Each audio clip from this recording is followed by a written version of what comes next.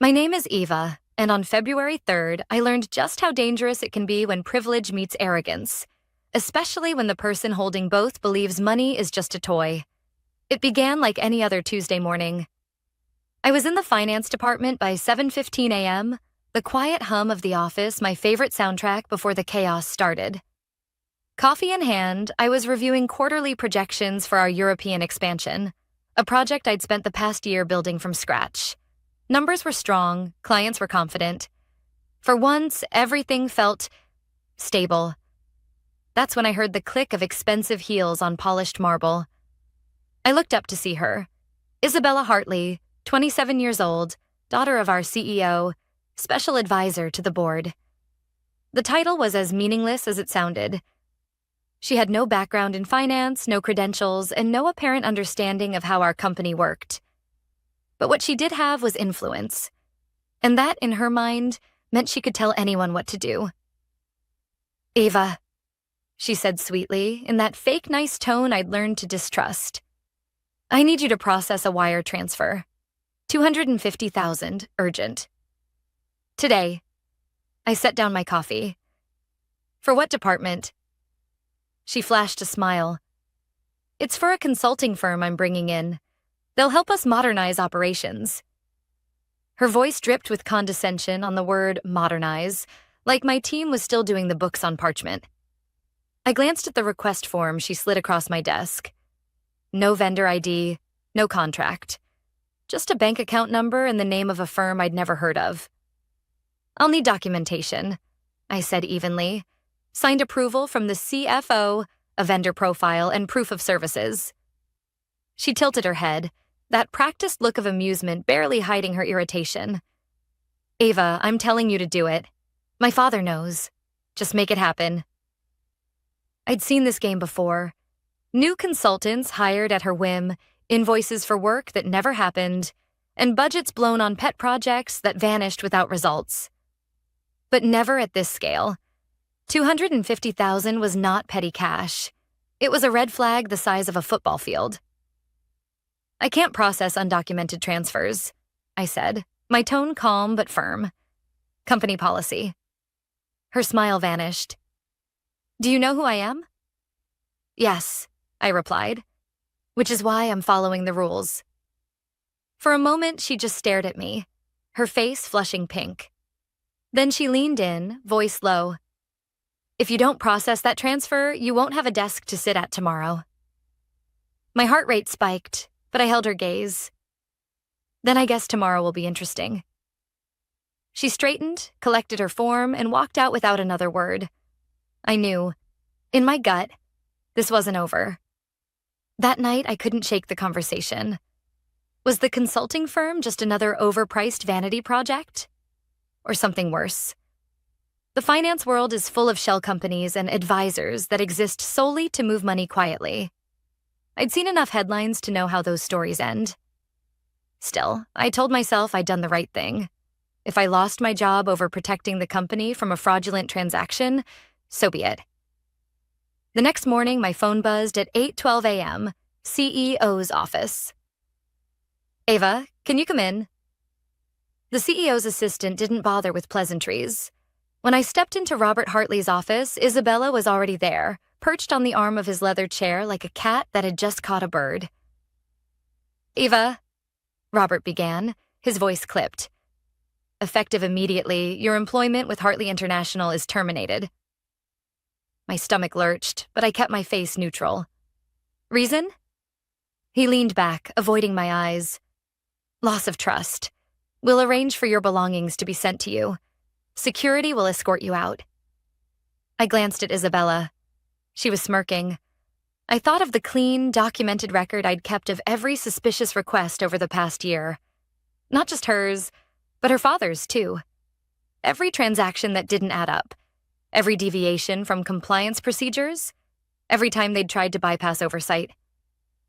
I nodded slowly. "Understood." And then I left. Calm, head high. Exactly 58 minutes later, as I was finishing a cappuccino at the cafe across the street, my phone lit up with a text from Jenna, our receptionist. "Police, 2 of them, just walked in." I stared at the screen, a strange mix of dread and vindication swirling in my chest. Whatever was about to happen, I knew one thing. The game had just changed. From my spot in the cafe, I could see straight through the glass lobby doors of Hartley International. Two uniformed officers stood inside, one speaking to Jenna at the reception desk, the other scanning the ID badge scanner like he was assessing the place. My phone buzzed again. Jenna. They're asking for Robert, and they have papers. I sat back in my chair, watching the scene unfold through the fogged-up window. Pedestrians walked past with takeaway coffees, completely unaware that inside that glass tower, something had just cracked open. Exactly 1 hour earlier, I'd been marched out of that same lobby, my keycard deactivated before I'd even reached the elevator. A year of building financial stability for the international division, gone with a 5-minute meeting and a vague loss of trust. But here's the thing about people like Robert and Isabella Hartley. They believe firing someone erases the problem. They never consider that the person they're firing might have been the only one keeping the dam from bursting. The first sign that the police weren't there for a casual chat came when Jenna stepped away from her desk, phone pressed to her ear, eyes wide. She mouthed something toward the glass. It's bad. A few seconds later, Robert appeared from the elevator. Perfectly tailored suit, silver cufflinks, that trademark half-smile he used in investor meetings. But as soon as the taller officer handed him a manila envelope, the smile dropped. Isabella appeared next, her expression sharp, like she'd walked into a room ready to win an argument. But when the officer turned to speak to her directly, something flickered in her eyes. A split second of uncertainty. From my seat, I couldn't hear a word, but I didn't need to. I'd seen enough interviews between law enforcement and executives to know the rhythm. Identification, explanation, request to speak privately. And then Robert made the first mistake of the day. He gestured toward the executive conference room, glass walls and all. If you're trying to hide panic, you don't choose a fishbowl. While they disappeared into the conference room, my mind rewound to the last 6 months.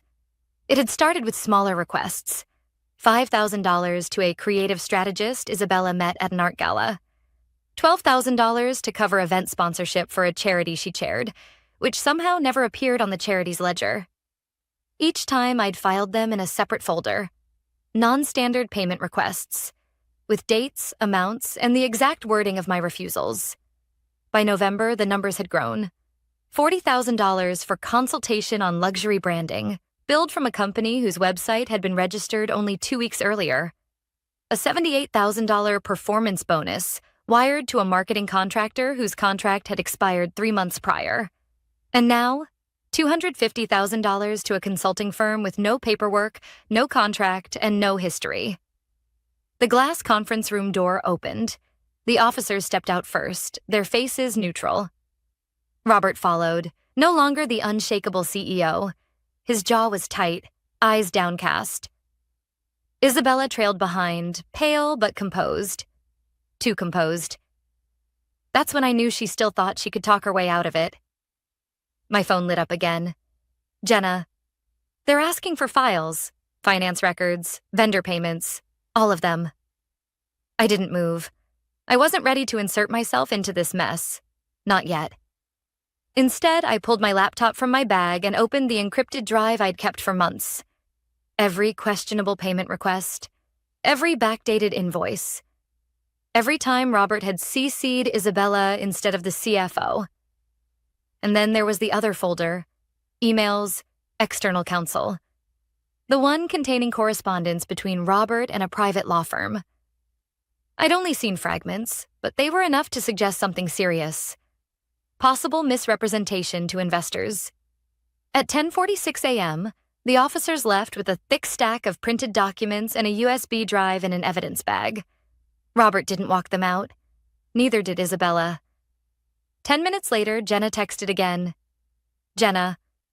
Board's here. Emergency meeting. Emergency board meetings in the middle of a workday are never about good news. By noon, word had already spread beyond the building. Finance news blogs were buzzing about possible compliance concerns at Hartley International. Someone inside must have leaked to the press. And judging by how fast it hit, The leak hadn't come from an outsider. It had come from someone with access to the boardroom. I closed my laptop and stared at my reflection in the cafe window. I wasn't surprised. For weeks, I'd known something like this was coming. You can't move that much money, that quietly, without someone noticing. And people like Isabella always assume the rules don't apply, until someone knocks on the glass. By late afternoon, I got one more message from Jenna. Jenna. Robert canceled all his afternoon meetings. Isabella left the building in tears. I let the phone rest on the table. The day before, I'd walked out with a cardboard box and no job. Today, it was the Hartleys who were cornered. But I knew better than to celebrate. Because if there's one thing I've learned in corporate life, it's that desperate people with power are the most dangerous of all. And the Hartleys weren't finished. Not yet. The morning after the police visit, I expected silence, maybe even a few days of corporate chaos before anyone remembered to come after me. I was wrong. At 8:04 a.m., my phone rang. Unknown number. I let it go to voicemail. 30 seconds later, another call. Same number. I answered. Eva, it's Mark Redding.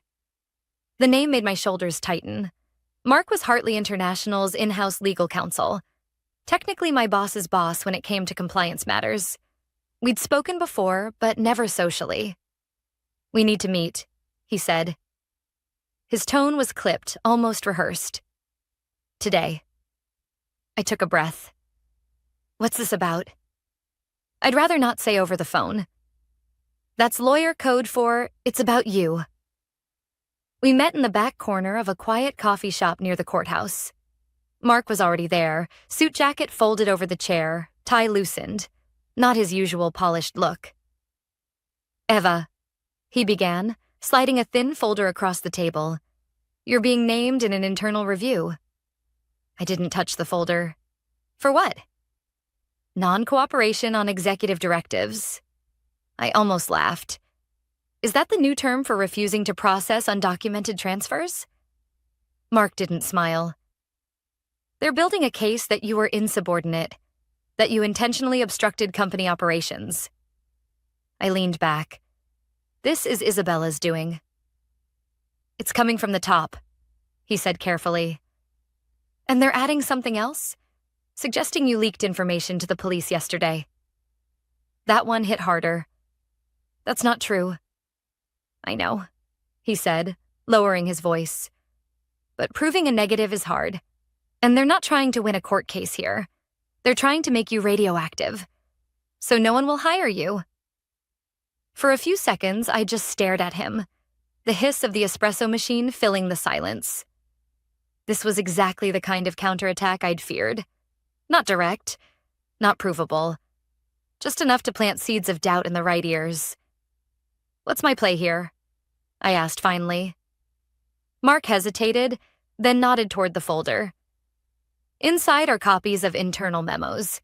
You'll want to see who's CC'd on them. I opened it.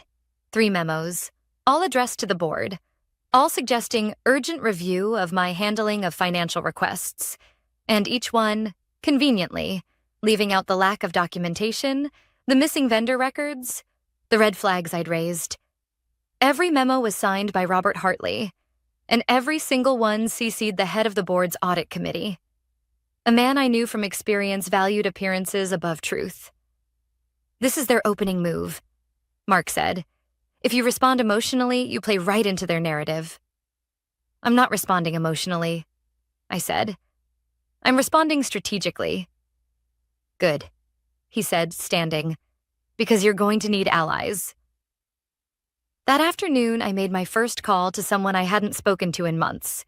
Daniel Price, a former senior auditor who'd left Hartley International quietly after budget cuts 2 years ago. In reality, Daniel had left because he'd clashed with Robert over creative accounting practices.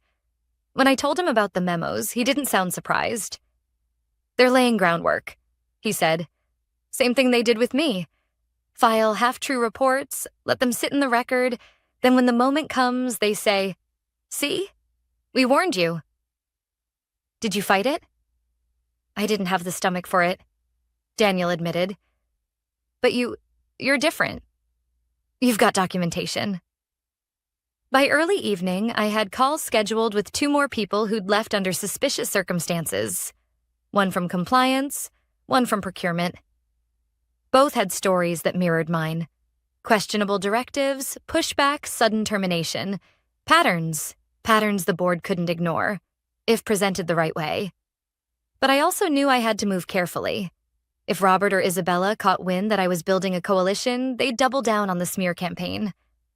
At 9:15 p.m., my phone buzzed with a message from Jenna.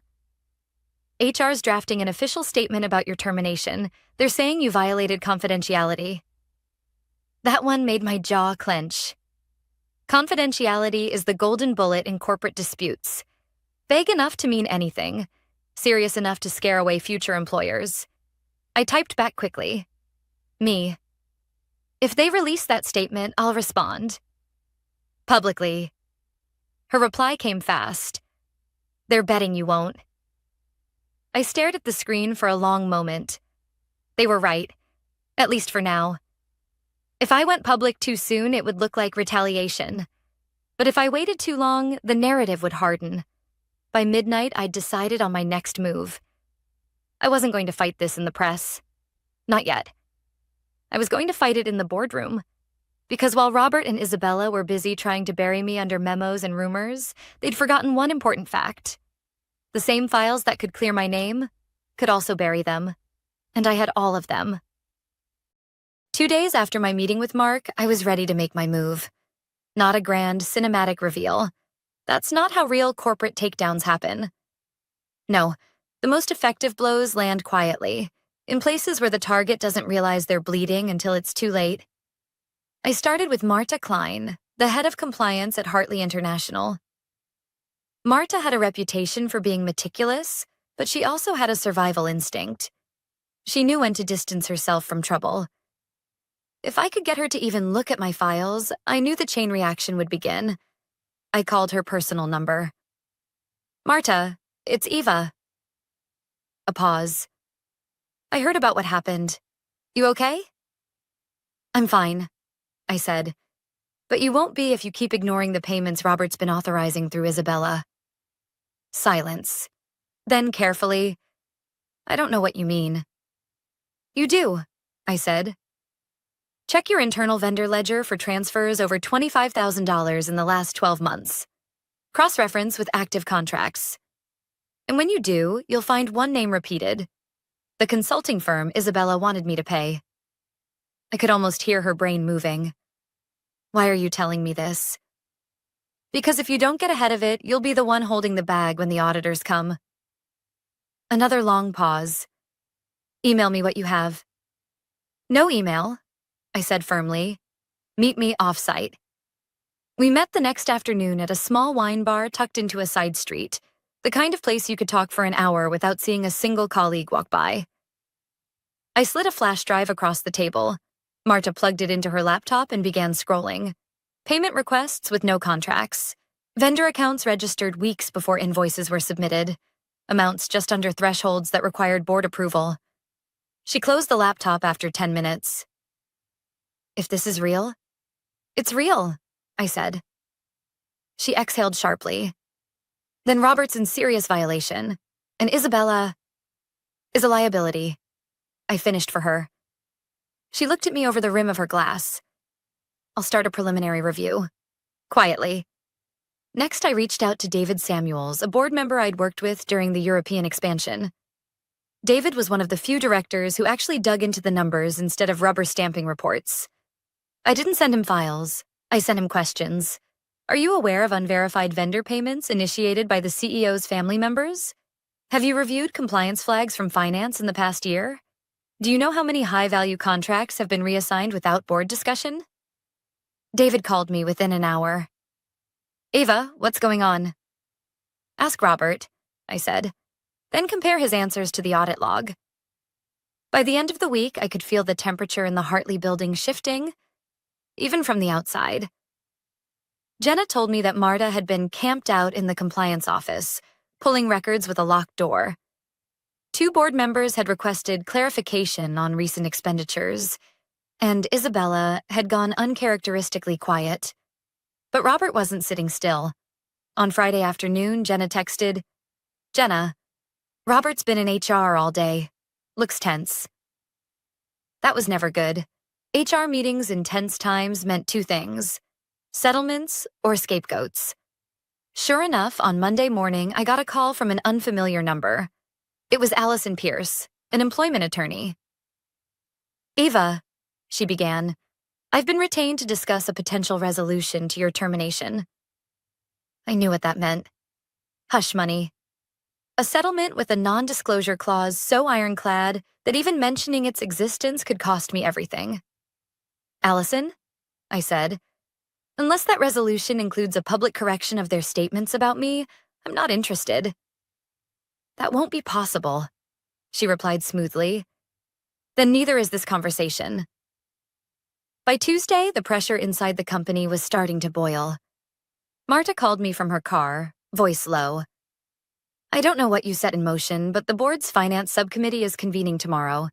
They've pulled every transaction over $10,000 from the last 2 years. Robert's not happy." "Good," I said. "He shouldn't be." "Ava," she said cautiously, "you realize if this blows up, it's not just them. Some of these payments went through with other managers' sign-off." "That's their problem," I said. "I refuse to be part of it. That's the difference." That night, I sat at my kitchen table reviewing my own notes. It struck me that I wasn't just trying to clear my name anymore. Somewhere along the way, this had become about cleaning out an infection the company had been living with for years. It was also when I realized something else. I had one last card to play. The police who had shown up in the lobby that morning? They hadn't been there on a random tip. They'd been there because an outside party had raised a formal complaint tied to possible misappropriation of corporate funds. I knew exactly who that outside party was. And if the Hartleys didn't know yet, they were about to. By the time the finance subcommittee met the next morning, I was ready. Because the thing about feeding a fire is that once it's burning hot enough, you don't need to push. You just stand back and watch. The finance subcommittee met at 8:30 a.m. on a rainy Wednesday, the kind of gray that turns glass towers into mirrors. I watched people file in from across the street. Board members, 2 executive assistants with binders, Marta from compliance with a wheeled case, and a pair of suits I didn't recognize. At 8:42, I got a text from Jenna. "Different vibe today. External auditor is here. 2 of them. Not our in-house team. Our external auditors." That meant the board had moved past internal review into protect the board's reputation. By 9 a.m., the conference room shades were down. I couldn't see a thing. I closed my laptop and tried not to rehearse answers I hadn't been asked yet. At 9:27, my phone lit up with a number I didn't have saved. "Eva Patterson?" a woman asked. Calm voice, professional. "Yes. This is Helen Ward from Kendrick and Lowe, counsel to the board's finance subcommittee. We're conducting an independent inquiry into recent payments and governance issues. The subcommittee would like to hear from you today." I let a beat pass. "Am I a witness or a target, Ms. Ward?" "A witness," she said. "And we'll put that in writing before you speak." "Then I'll come, with one condition," I said. "The company retracts the memo implying I violated confidentiality." "I can't promise communications outcomes," she replied. "But I can put your request on the record. We'll also provide anti-retaliation protection in writing. Can you be here by 11? "I can." I hung up and stared out the cafe window. I'd spent weeks refusing to go public because I knew how fast narratives harden. Today, someone else had opened the door. I was going to walk through it carefully. They badged me in at 10:56. A security guard I didn't recognize escorted me to a smaller conference room 2 doors down from the main boardroom. It smelled like coffee and dry erase markers. On the table, a pitcher of water, a digital recorder, and a bound packet with my name on the cover. Helen Ward shook my hand. Early 50s, steel hair, no wasted words. Beside her sat a man who introduced himself as Alan Pierce, forensic partner from the audit firm. "Before we begin," Helen said, sliding a document to me, "this letter confirms you're appearing as a witness. It includes a non-retaliation provision and states you will have access to your personnel file upon request. I read every line. I initialed each page. Then I finally looked up. Ask what you need to ask. Alan started. Ms. Patterson, walk us through the February 3rd transfer request. I kept it clean. Isabella Hartley asked me to wire $250,000 to a consulting firm with no vendor ID, no contract, and no scope of work. I refused and asked for documentation. I was terminated the next morning for loss of trust. Do you have records of prior requests of this nature? Alan asked. Yes. I nodded toward my bag. I brought a drive. Payment requests over $10,000 for entities with no vetting, invoices submitted just under approval thresholds, and emails where compliance checks were bypassed by direct instruction from the CEO. Helen's pen paused. Direct instruction? Robert Hartley CC'd me and the controller on at least 4 of them, I said. I flagged each one. The flags were ignored or reassigned. Did you raise concerns outside of finance? Yes. I met her eyes.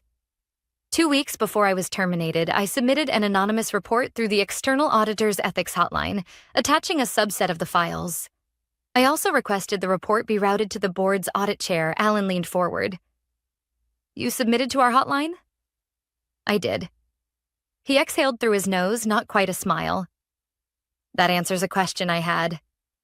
Helen glanced at him, then back to me. Just so we're clear, you did not contact law enforcement directly? No, I said. I preserved documents.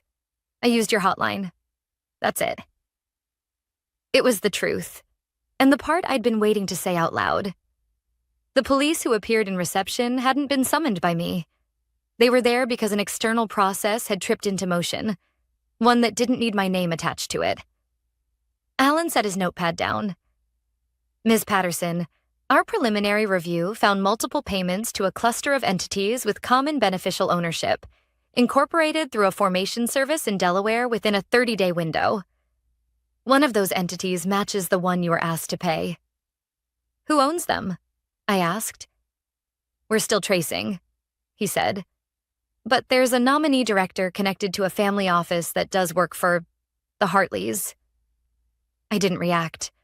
I didn't need to. Helen took over. We also have an internal memo from Mr. Hartley to the audit chair suggesting you obstructed operations. I've read it, I said. It omits context. That there was no vendor record, no contract, no compliance sign-off. We'll capture that now, she said, and clicked the recorder on. Please state your name and position for the record. I did. Then, for the next 40 minutes, I answered questions like I had built a map. Dates, amounts, email subjects, who was in the room. No adjectives, no speeches, just facts you can hang your hat on. Near the end, Helen closed her binder. 2 final points, she said. First, your request for a retraction will be put to the board. Second, would you be willing to meet with law enforcement if asked? Yes, I said, with counsel. Understood, she said. Thank you, Ms. Patterson. When I stepped into the hall, the door to the main boardroom was open a few inches. I heard voices, low, controlled. Then Isabella's cut through like glass. She's lying. She's been after me since day 1. You all know that. Silence. Then another voice, older, measured, David Samuels. We know the payments, Ms. Hartley. The ledger doesn't lie. I didn't wait to hear more. I walked to the elevator and pressed the button with a steady hand. My phone buzzed before the doors closed. Jenna, you lit a fuse. Me, I didn't. Their own systems did. By mid-afternoon, the building had a pulse I could feel from the sidewalk. 2 IT managers rolled carts past reception, followed by one of the external auditors. Forensic imaging. Standard when a board decides to preserve evidence. A courier arrived with a sealed envelope. Minutes later, Marta stepped out of the elevator, eyes red but jaw set. She saw me through the glass and gave the smallest nod. At 3:12 p.m., my email pinged with a message from Helen. Subject, Interim actions. Ava, the board has placed Mr. Hartley on administrative leave pending completion of the independent review. Ms. Hartley is suspended from all operational duties effective immediately. We will be in touch regarding your employment record. HW. I read it twice. I didn't smile. This wasn't vindication. It was triage. At 3:27 p.m., my phone rang again. No caller ID. Ava, Robert's voice said, rougher than I'd ever heard it. We need to talk. There's nothing to talk about, I said. You don't understand what you've set in motion, he snapped. You're going to burn this place down. I didn't set anything in motion, I said quietly. You did, when you decided rules were optional. He said nothing for a long moment. When he spoke again, his voice had shifted from threat to plea. Tell them I authorized those payments for strategic reasons. Tell them you misunderstood. I told them the truth, I said. And I'll keep doing that. He exhaled hard. You think they'll save you? When this hits the press, you'll be a headline for 24 hours and a liability forever. I looked out at the street. A woman dragging a suitcase through puddles, a bike courier balancing coffee trays, a kid kicking a paper cup. Life moving forward without permission from any CEO. I'm not asking anyone to save me, I said. I'm asking this company to be what it claims to be. I ended the call. At 5:02 p.m., a statement hit the company website. The board of Hartley International has engaged independent counsel and our external auditors to conduct a review of certain vendor payments. The CEO will be on leave during this process. We remain committed to transparency and ethical practices. 2 minutes later, my phone buzzed one last time that day. A number I knew by heart. Ava? Michelle Tan, our largest European client. We saw the statement. I need to know 2 things. Are you safe? And are the people who signed off on this still in charge? I'm fine, I said. And no. Good, she replied. Then we're not pulling our contracts. Not yet. But Ava... She paused. If they try to spin this, we'll walk. They won't, I said. Not this time. When I hung up, I finally let the breath out of my chest. Not victory. Not yet. But air that didn't taste like fear. I packed my bag and stepped into the rain without opening my umbrella. It felt right to be wet, to feel the day on my skin. Tomorrow would be the reckoning. Document trails, ownership charts, signatures under a magnifying glass. And something else the board hadn't seen yet. The piece I'd held back until someone asked the right question. Because there was one thread still buried in the ledger, one that didn't point to Isabella at all. It pointed past her. The next morning, the rain had cleared, but the air felt heavy. The kind that warns you a storm isn't far. I'd barely poured my coffee when my phone rang. It was Helen Ward. Eva, she said, the subcommittee wants to see the rest of your files. I didn't ask how she knew there was more. She was too good at her job not to suspect I'd held something back. I'll bring them, I said. But you need to understand, this thread doesn't stop at Isabella. There was a pause. Then I suggest you get here before the full board meets. By 9:15, I was in the same small conference room as before. This time, Alan from the audit firm looked almost impatient. What are we about to see? He asked. I slid the final folder across the table. Not a flash drive this time, but hard copies. Some things are better read on paper when you want the weight of them to be felt. These, I began, are records from the European expansion contracts. Vendor accounts that looked legitimate, except they were shell companies with one shared managing director. The director happens to be an old business partner of Robert Hartley. Helen's brows knitted. You're saying these weren't just Isabella's personal projects? No, I said. Isabella's consulting firm stunt was sloppy. These were calculated. Payments routed through a network of companies, billed as overseas compliance or cultural liaison services. Total over 18 months, $3.4 million. Alan flipped through the invoices, his pen tapping the table. And the services were never rendered? I shook my head. I cross-checked every claimed deliverable. Not one document, not one report, not one meeting log exists. Helen leaned back. Do you have proof Robert knew these were his associates' companies? Yes, I said, sliding over the last page. An internal email where Robert tells the procurement manager to process through the Dublin vendor. They're trusted. The Dublin vendor is one of the shells. The managing director is on the Articles of Incorporation. For a moment, the room was quiet except for the soft whir of the HVAC. Then Helen closed the folder. This changes the scope, she said, significantly. Alan nodded. We'll need to confront him with this. Today. Helen looked at me. Would you be willing to be in the room? I thought about it for a beat. Yes, but I'm not here for theater. I'll answer their questions, nothing more. At 10:03, I was led into the main boardroom for the first time in my career. 12 directors, serious faces. Robert Hartley sat at the far end, his tie looser than usual, eyes fixed on the table. Isabella wasn't there. Helen opened. Mr. Hartley, the auditors have identified a pattern of vendor payments tied to your former business partner. We have documentation linking these entities directly to your instructions. Robert looked up sharply. That's absurd. These vendors provided valuable international expertise. Then where are the deliverables? Alan asked. Because we have invoices but no work product. Robert's jaw tightened. You don't understand how international operations work. I do, I said, my voice cutting through for the first time. And I know the difference between a legitimate vendor and a mailbox in Dublin. His head snapped toward me. You... Helen raised a hand. Eva is here as a factual witness.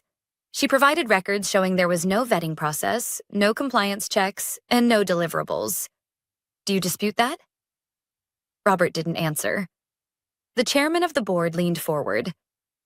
Robert, the amounts involved, the lack of documentation, and the personal connection to these entities, this is a breach of your fiduciary duty. Combined with the matter involving your daughter, the board has no choice. He turned to Helen. Draft the resolution. Robert finally spoke, voice low.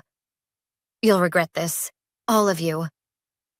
But the fight had gone from his eyes. By 11:20, the decision was unanimous.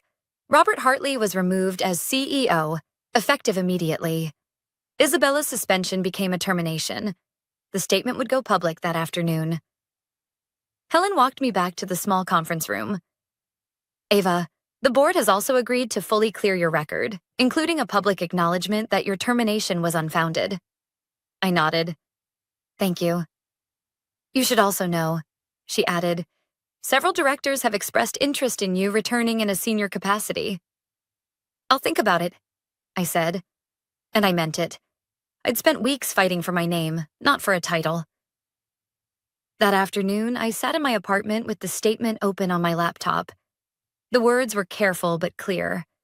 The board of Hartley International has accepted the resignation of Robert Hartley and terminated the employment of Isabella Hartley following an independent review into vendor payment practices. We thank Eva Patterson for her cooperation in this matter and regret the circumstances of her departure. My phone buzzed. Michelle Tan again. So, she said, is the place safe to do business with now? It's on its way, I said. Good, then we'll stay. By evening, the news had spread. Industry blogs, LinkedIn posts, even a short piece in the financial press. The Hartley name was mud in corporate circles. I didn't celebrate. This wasn't about gloating. It was about closing a chapter without leaving rot behind. I poured myself a glass of wine and stood by the window, watching the city lights blink on. The message was simple. Rules apply to everyone. Nepotism and arrogance can buy time but not immunity. Eventually, the ledger tells the truth. And if you're the one holding the ledger, you'd better have the courage to open it. That was the difference between me and the Hartleys. I didn't burn the company down. I held the match until they lit it themselves.